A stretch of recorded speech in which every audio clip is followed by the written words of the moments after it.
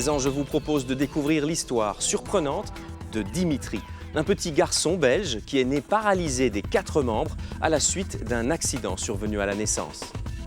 Dimitri n'est pas un cas isolé. En Belgique, l'infirmité motrice cérébrale, à cause d'un AVC, est diagnostiquée chez 300 à 400 nouveau-nés tous les ans. Pour l'aider, ses parents ont décidé de sortir des sentiers battus et de lui faire suivre des thérapies alternatives qui, selon eux, apportent de bons résultats. Vous allez le constater, ce sont des thérapies de choc, des méthodes assez spectaculaires, mais aussi plutôt controversées. Regardez.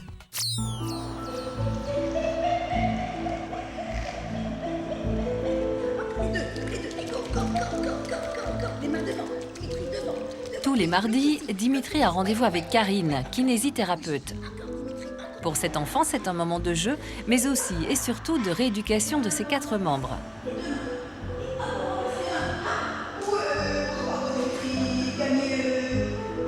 Dimitri souffre depuis sa naissance d'un handicap moteur cérébral qui paralyse ses bras et ses jambes. De la grossesse, tout s'est très bien passé. L'accouchement semblait se passer normalement. Il y a eu ce qu'on appelle un accident vasculaire cérébral. Et en conséquence, il y a eu un problème de manque d'oxygénation d'une certaine partie du cerveau. Au début, je ne m'inquiétais pas du tout. Mais quand on a commencé à voir le triangle en dessous le nez très blanche, la main et les pieds qui commençaient à avoir couleur marbré, bleu-blanc. J'ai voyé ça, les pieds et la main, et je me suis dit, mais faites quelque chose.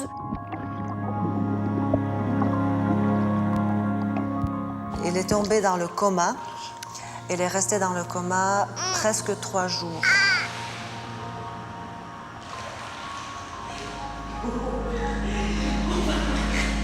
Au début, les gens de l'hôpital étaient très pessimistes.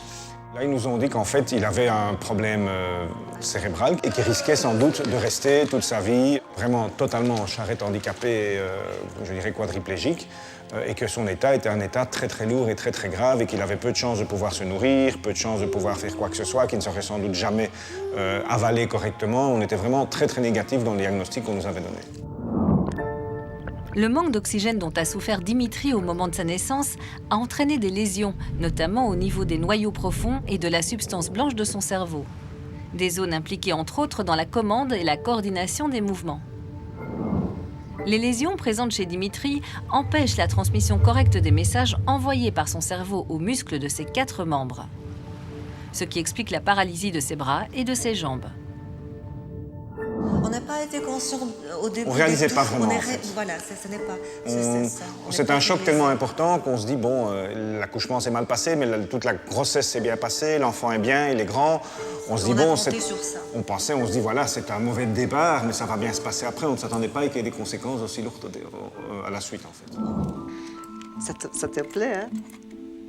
Souris. Que faire lorsque son enfant est atteint d'un tel handicap? Les parents de Dimitri ont choisi de ne pas se résigner. On n'a pas été convaincus parce que nous ont dit les médecins, parce que c'était trop pessimiste et trop passif.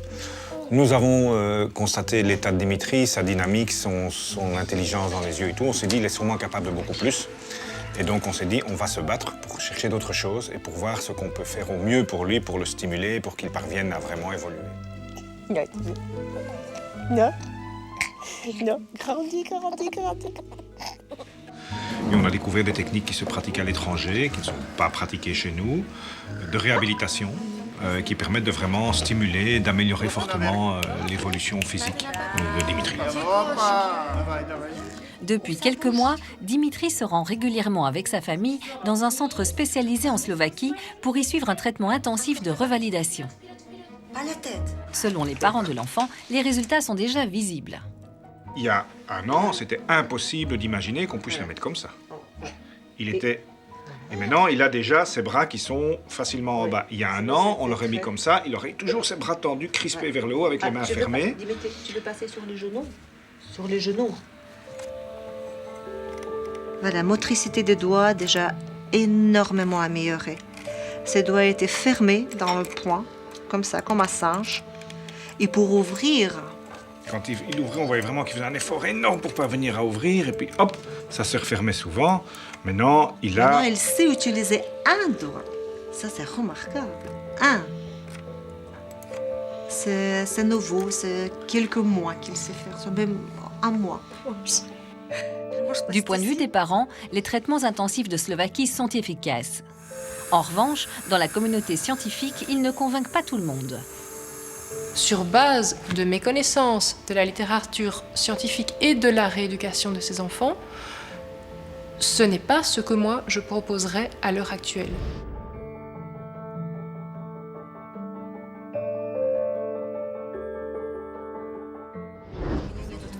On retrouve notre petite famille à l'aéroport.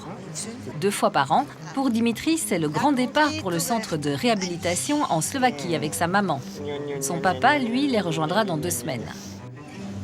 Et tu vas partir avec maman tout seul dans l'avion? Chouette! Comme un grand. Là, on se revoit bientôt, mon bonhomme. Tu vas bien faire des exercices, hein? Bon voyage.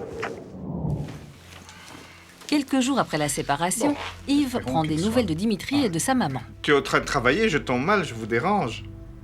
Je te dérange, Dimitri? Non? Ça va, tu es content de me voir? Oui, moi aussi je suis content de vous voir. Fais-moi un grand sourire. Lève la tête. Voilà, comment ça... Alors, raconte un peu à papa. Comment ça va? Dimitri n'est pas encore capable de parler. Ses parents ont donc appris à décoder les mouvements qu'il fait avec ses yeux et sa tête. Qu'est-ce que tu as fait hier? Qu'est-ce que tu as fait sur le ballon? Comment est-ce que c'est dans le costume bizarre? Tu aimes bien? Avec tous les élastiques. C'est bizarre? Dis à papa, est-ce que ça fait mal? Est-ce que ça fait mal? Non? Est-ce que c'est rigolo? Oui, c'est rigolo. C'est rigolo l'exercice. Tu fais un gros bisou à papa? Au revoir mon lapin. Au revoir chérie. Dès qu'il le peut, Yves prend à son tour l'avion pour rejoindre sa petite famille. Le centre médical où Dimitri suit son traitement est situé à Piestany, une ville thermale à une 40aine de kilomètres de la capitale, Bratislava. Coucou, mon bonhomme! Coucou, mon bonhomme! Bonjour, mon chéri! T'as été chez le coiffeur? T'as été chez le coiffeur? Bonjour, mon chéri! Bonjour, mon chéri! Bonjour! Comment ça va? Ça fait une surprise, hein? Surprise, hein, Dimitri?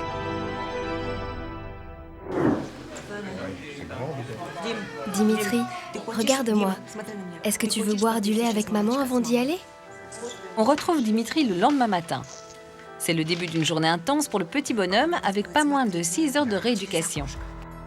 Chaque jour débute par un traitement au nom barbare, l'oxygénothérapie hyperbare. Tout se passe dans ce caisson qui semble sortir tout droit d'un film de science-fiction. À l'intérieur, Dimitri va respirer de l'oxygène pur, tandis que la pression dans le caisson sera augmentée. C'est grand. Première étape pour Dimitri, enfiler une tenue adaptée. Du fait de son jeune âge, Dimitri ne peut entrer seul dans le caisson. C'est sa maman qui se porte volontaire pour l'accompagner durant le traitement.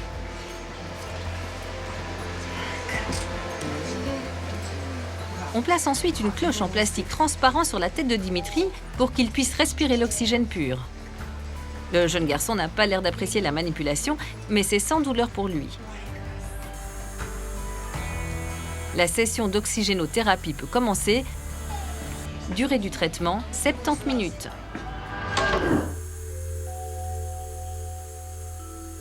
Aux manettes, cet homme veille au bon fonctionnement technique du processus.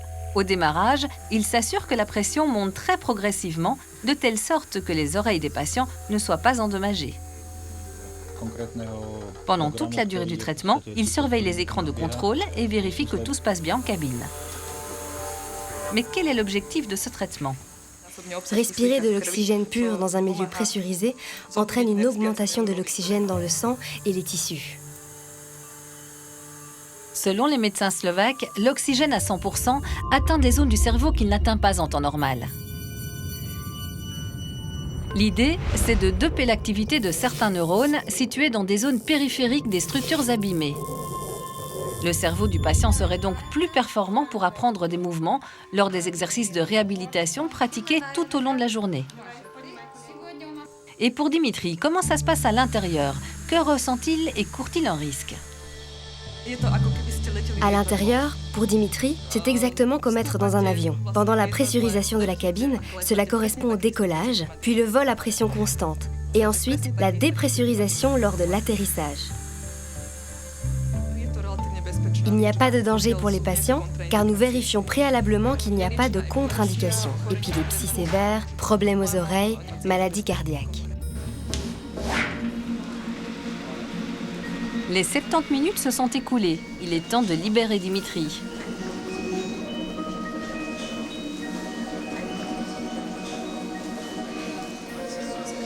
Alors, Pilou, comment ça va? Tout mouillé, tout chaud? Ça Maintenant, va? c'est froid. Ah, tu fais le cosmonaute?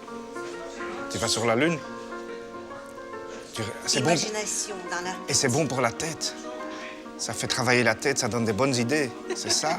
Ah, c'est bon pour la tête. D'accord. Selon les responsables du projet, le cerveau de Dimitri a été préparé. Il peut maintenant suivre le reste du programme de réhabilitation. Dobry. Première étape chez le neurologue. Dimitri commence en douceur avec une sorte d'échauffement. Dans cette méthode, elle utilise 3 choses qu'elle combine. En fait, c'est massage. Deuxième, c'est pression-poncture. Et troisième, ça c'est... thérapie. Et thérapie manuelle, nous appelons ça chiropraxie. Ici, l'idée est de continuer à stimuler le cerveau de Dimitri en exerçant notamment des pressions sur les points d'acupuncture correspondants. Les étirements et massages sont censés détendre les muscles de Dimitri en préparation des exercices très physiques qui l'attendent. C'est bien ce que monsieur fait. Tu aimes bien? Tu aimes bien. Comme ça, comme ça.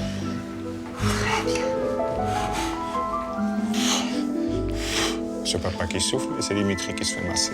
Oui, oui, oui. Pas le temps de souffler. Le marathon reprend pour Dimitri et sa famille, direction la logopède. Je suis en train de pratiquer sur Dimitri une stimulation des nerfs et des muscles du visage. C'est le début de la thérapie pour le préparer à un travail de parole. Dimitri ne parle pas vraiment encore, on va donc l'aider à sortir les premiers sons. Et pour cela, il faut activer la mécanique de son visage.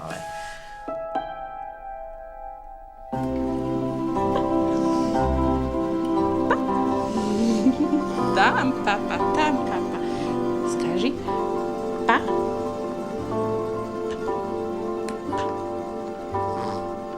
Regardez, c'est un bon début. Les progrès effectués par Dimitri ne sont pas encore très spectaculaires. La paralysie qui touche ses membres handicape également lourdement sa bouche. Le chemin est long.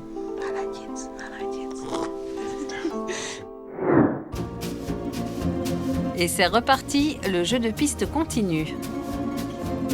Dimitri attaque maintenant la partie cruciale de sa journée de réhabilitation. Première étape, on fait enfiler au jeune garçon cette curieuse combinaison. Cette combinaison bleue a été conçue dans le cadre d'un programme spatial russe. Son but est d'appliquer sur le corps un effet de gravité, c'est-à-dire que chaque mouvement est plus difficile à effectuer quand on la porte. Pour les astronautes, qui vivent de longues périodes en apesanteur, c'est-à-dire sans subir la gravité que nous vivons sur Terre, la combinaison est censée simuler cette force. Cette combinaison leur permet notamment d'éviter de trop grandes pertes musculaires. Ici, il ne s'agit pas de la combinaison originale, mais d'une version adaptée au traitement de la paralysie cérébrale. En resserrant ces cordelettes élastiques, le kiné peut ajouter des sensations de poids supplémentaires sur le corps. Pour un petit garçon comme Dimitri, un mouvement comme étendre le bras sera 2 fois plus difficile avec cette combinaison. L'objectif, c'est de forcer le plus possible le cerveau à trouver de nouvelles ressources pour accomplir des mouvements que le patient a déjà du mal à réaliser en temps normal. Le principe défendu par le centre slovaque est que des mouvements, même totalement guidés par le kiné, envoient des informations au cerveau qui apprend ainsi comment les reproduire par la suite.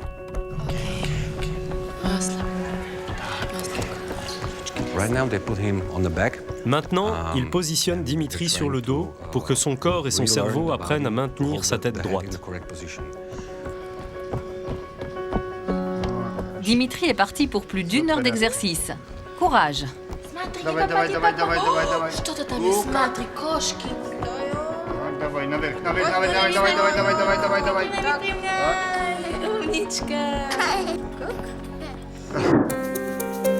Pendant ce temps-là, dans la salle d'à côté, un patient plus âgé que Dimitri expérimente la thérapie, ici surnommée de l'araignée.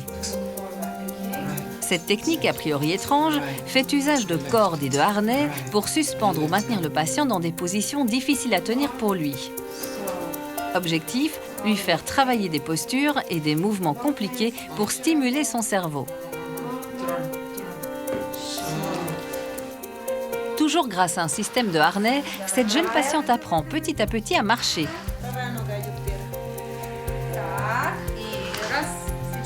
Peut-être la prochaine étape pour Dimitri.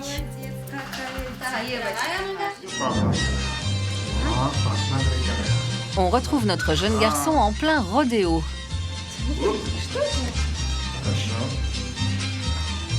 À nouveau, le but pour Dimitri est de faire travailler sa tenue de tête et de buste, même dans une situation de déséquilibre. Papa doit aller là? Papa doit aller dessus? T'as vu comme il a dit? J'ai pas le choix. Oui, oui, oui. Oh là là, c'est bizarre. Oui, oui, oui, oui, non, j'ai fait un petit bis là. La journée marathon n'est pas tout à fait terminée pour Dimitri et ses parents. Après le rodéo, le football. 1, 2, 3. Non. Droite à droite. Gauche à gauche. Pouf. Un récepteur détecte les mouvements des jambes de Dimitri qui doit donner des coups de pied pour marquer des buts. Tout droit. L'objectif est d'encourager Dimitri par le jeu à faire des mouvements volontaires. Encore un. Grand, grand, grand.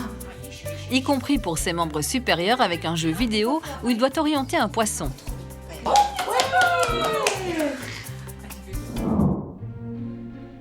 Les exercices sont terminés. C'est l'heure du bilan. Rendez-vous avec le médecin pour faire le point sur 2 semaines de thérapie. Je l'ai mis à cette position-là que j'ai montrée. Elle a réussi à tenir toute seule 21 secondes. Et après, bien sûr, elle tombe, mais c'est déjà 20. Les lésions dans le cerveau de Dimitri paralysent ses membres, mais nous avons activé des zones autour de ces lésions qui lui ont permis d'apprendre et de progresser. C'est parce qu'on a fait faire ces mouvements à Dimitri que son cerveau a appris à commander ces mêmes mouvements. Par exemple, on a réussi à gagner 15 degrés d'ouverture de la jambe droite par rapport à ce qu'on a mesuré avant le traitement. Et dans la cheville droite, on a gagné 10 degrés en flexion. Flexion. Comme en flexion des chevilles, la position de confort est de plus en plus grande au point de vue amplitude. Ouais, c'est pas beaucoup, mais c'est beaucoup. La journée se termine en beauté pour Dimitri, avec un petit goûter et un massage relaxant. Je suis impressionné par sa volonté, son énergie à ne jamais râler, à toujours tout accepter avec le sourire. Ça, c'est impressionnant. Et toujours être de bonne humeur. Hein, Dimka? T'es toujours de bonne humeur, toi, hein? Oui. J'ai l'impression, dans sa tête, il est un bon sportif. Vraiment battant. Battant. T'es un battant, Pilou? Tu es battant. Comme ça. Comme ça. Comme ça. Là. Ouais. Champion. Tu mets bien droit pour recevoir ta belle médaille, hein? Ok. Dear Dimka, because you've been working so Dimitri, hard, tu as travaillé très dur, tu mérites donc de recevoir ce beau diplôme et cette médaille. Félicitations, Dimitri. Bravo, Dimitri! Bravo, madame! Tu as bien travaillé. Yo! Après ces 2 semaines intensives dignes d'un sportif de haut niveau, la récompense est plus que méritée. C'est la fin du séjour slovaque pour Dimitri. Ses parents semblent satisfaits des soins apportés par le centre. Toute l'équipe. Chouette! Retour en Belgique. Chez nous, certains scientifiques sont plus que réservés sur les thérapies proposées en Slovaquie. C'est le cas de cette chercheuse en neurosciences de l'UCL. Dans la littérature scientifique, des revues systématiques avec des méta-analyses, donc c'est le plus haut niveau de preuves scientifiques qu'on puisse avoir, ont démontré que dans ce type de prise en charge, un certain nombre d'enfants avaient eu des effets secondaires graves et délétères pour leur cerveau. La recommandation de cette littérature scientifique étant d'arrêter ce type de prise en charge chez les enfants souffrant d'infirmité motrice cérébrale. Selon notre chercheuse, aucune étude scientifique n'a prouvé que l'oxygénothérapie hyperbare pouvait aider à traiter les patients comme Dimitri. En Belgique, elle est en revanche utilisée dans certains hôpitaux pour, par exemple, traiter des accidents de plongée sous-marine. Mais qu'en est-il des autres techniques pratiquées dans le centre slovaque? Dans ce cadre-ci, l'intensité a un intérêt. La difficulté, c'est qu'il y a plein de choses qui sont mélangées, et toutes ces choses mélangées, je n'en vois pas qui aient été testées dans la littérature scientifique. Et je pense qu'il y a un grand intérêt à ce que les pays dans lesquels ça se fait valident ces techniques afin qu'on puisse savoir dans quelles limites ceci était effectivement efficace. Alors, on n'oublie pas la petite main droite? Tu le prends. Yannick Bleyenhoeft développe elle aussi un programme de rééducation basé sur l'intensité. Il ne contient pas les techniques controversées utilisées en Slovaquie, mais il centralise également les heures d'exercice pratique. Ah oui. Avec la main gauche, tu prends le... On va concentrer toutes ces heures et on va donner 90 heures en 2 à 3 semaines, à savoir 6 à 9 heures par jour.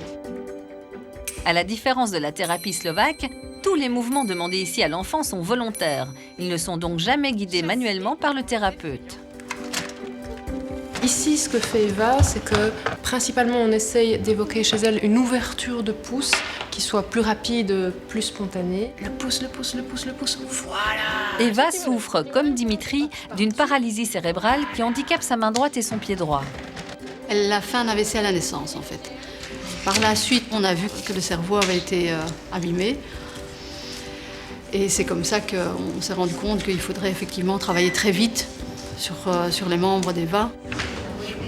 Alors quand j'ai vu Eva la première fois, c'est une petite fille qui savait déjà faire pas mal de choses parce qu'elle est très motivée, hein, et que quand elle veut faire quelque chose, elle y arrive. Mais c'est vrai que son ouverture de pouce était très difficile, très lente, et qu'on n'avait presque pas d'extension du poignet. Regardez son poignet là. Ok, vous avez vu l'extension là, c'est vraiment quelque chose qu'on avait beaucoup de difficultés à obtenir pour Eva. Eva participe au stage de rééducation intensive organisé chaque année à Bruxelles par Yannick Bleyenhoeft. Au programme, des jeux de société où les enfants s'entraînent à tenir et déplacer des objets, mais aussi des activités sportives comme le vélo ou l'escalade. Vas-y plus, monte ton pied droit. On pourrait dire que ça s'apparente à un entraînement pour apprendre à jouer au tennis ou pour devenir un très bon musicien. Si vous voulez devenir un très bon musicien, eh bien, si vous entraînez une demi-heure par semaine, vous avez peu de chances de gagner le concours Reine-Élisabeth. Par contre, si vous vous entraînez plusieurs heures par jour, ce qui se passe au niveau de votre cerveau, c'est que la partie de vos cerveaux qui contrôle vos doigts va s'élargir et donc va permettre de mieux contrôler ses doigts. Pour mesurer scientifiquement les effets de la rééducation intensive sur le cerveau des enfants, l'équipe de Yannick procède à des tests cérébraux avant et après les stages. Le principe est d'envoyer, grâce à cet appareil en forme de raquette, des champs magnétiques sur la zone du cerveau qui contrôle, par exemple, les mouvements des mains. On voit ici la main d'Eva qui bouge. Ensuite, on observe à l'imagerie l'activité de cette zone du cerveau au moment de la stimulation magnétique. Les points en couleur, ce sont les points pour lesquels on a eu une réaction du membre qui a des difficultés à bouger. Donc on a appliqué le champ magnétique et on a eu la réaction motrice. Alors ça, c'est avant rééducation intensive, donc on voit bien qu'il y a 4 points. Directement après 2 semaines de rééducation intensive, on observe ceci, le nombre de points en couleur a doublé. Donc on a doublé la taille de la carte motrice qui contrôle la main qui a des difficultés. L'examen cérébral confirme donc, image à l'appui, que l'enfant est capable, après le stage, de mieux utiliser son membre paralysé. La démarche de notre groupe de recherche, c'est de démontrer scientifiquement, dans de bonnes conditions, les effets de ce type de thérapie et de les comparer à d'autres formes de thérapie actuellement utilisées en Belgique. Et notre jeune stagiaire, qu'en pense-t-elle? Ça m'a beaucoup aidé à sauter à la corde, à sauter à cloche-pied, à faire de l'escalade. Voilà, maintenant elle fait de l'équitation. Avant le stage, c'était impossible. Donc, c'est une très très belle progression. Ça va plus. Encore monter un petit peu plus, on monte, c'est pas juste. Ah, il faut venir vers papa. Viens vers papa au courant. On retrouve Dimitri et sa famille de retour en Belgique. Pour les parents, les techniques slovaques valent la peine, car ils estiment que ce sont les plus complètes. Ça bouge, et ça bouge. Allez, fais les choses. Moi, j'ai l'impression qu'il est beaucoup plus libre dans les jambes pour le moment, au point de vue assouplissement et liberté des jambes, même quand il est assis et qu'on fait des choses avec lui, il se laisse beaucoup plus aller avec les jambes. Donc, d'ailleurs, maintenant, je viens de remarquer quand il a poussé le motilo un peu tout seul, qu'il était relativement à l'aise, entre guillemets, par rapport à avant, pour se tenir au motilo et pour pousser avec une main et se tenir sur ses deux pieds. Oh, très bien. Par contre, la patience, il n'a toujours pas acquise. Ça n'est pas encore pour tout de suite, je crois. Il a un caractère déjà très volontaire, très têtu, et il sait ce qu'il veut. Parfois un peu obtus, mais bon, ça a été structuré, oui, il est très réfléchi et très logique dans ses réflexions. Et puis c'est un chouette bonhomme, donc ça va lui faciliter la vie aussi. Alors, à côté des rééducations proposées en Belgique, les méthodes alternatives continuent de susciter un intérêt. Au-delà des controverses, le sourire d'un enfant comme celui de Dimitri n'a pas de prix.